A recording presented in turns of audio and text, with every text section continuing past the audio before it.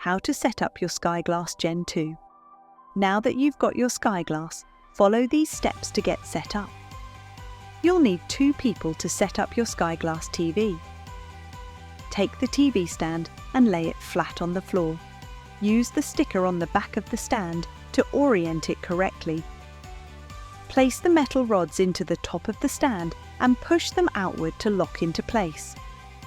With 2 people, lift the glass TV and place it onto the metal rods.